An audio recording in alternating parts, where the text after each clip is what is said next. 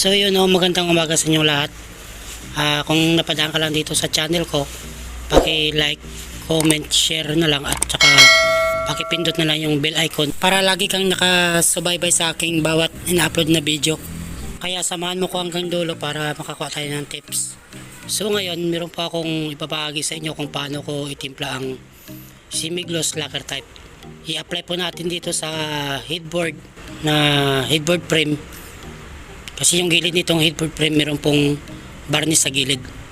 Yung gitna po kasi niyan, meron po yan ng upholstery na top-tid. So ngayon, ang kulay nitong headboard frame, kulay walnut. So hindi ko lang pinakita ang video kasi meron po akong nagawang video noon. Andyan lang po sa description ko kung gusto nyo panoorin kung paano tinimpla ang light walnut.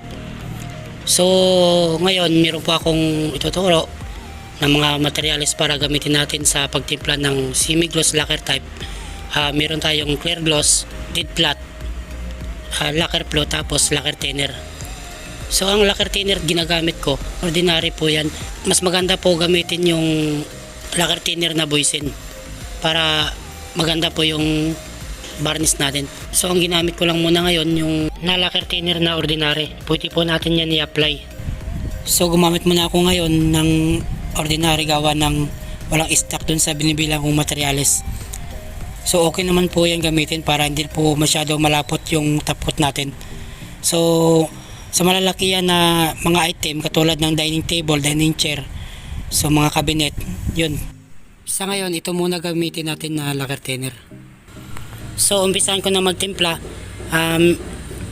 Kalahating quart na clear gloss, ibuhos natin sa malinis na lalagyan. Tapos dead flat.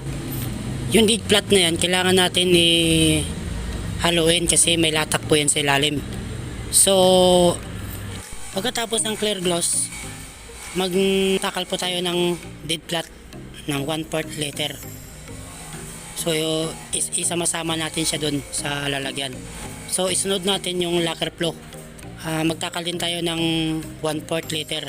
Pagkatapos ng Lacquer Flo, magtakal din tayo ng Lacquer Thennir na 1/2 liter. Pag natimpla natin yan, haluin natin sila ng maigi bago natin i-apply sa ating varnish. So bago tayo mag-top coat, yung varnish natin kailangan natin liyain muna ng sandpaper number 400. So pakinisin natin siya bago tayo mag-apply ng top coat.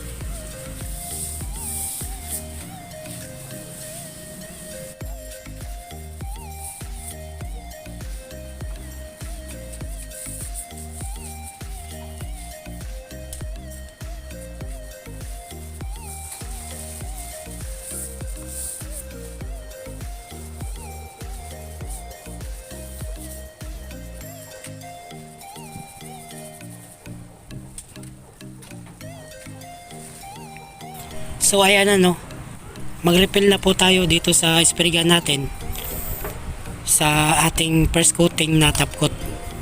Pag naggamit tayo ng spray gun, pag nagbuga po tayo, tansay lang po natin pag buga ng spray gun kasi magkakaroon tayo ng agos. So tansay lang natin yung pressure ng hangin ng compressor.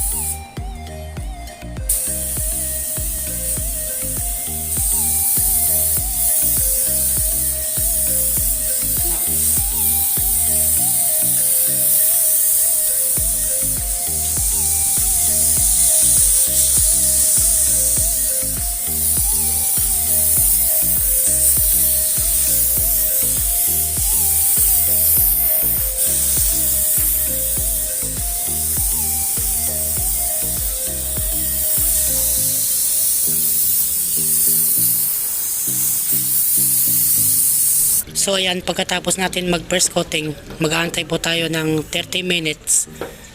Antayin po natin matuyo yung varnish natin bago tayo mag second coating. Ayan, mag-refill tayo ulit ng top coat sa spray gun. Mag second coating na po tayo.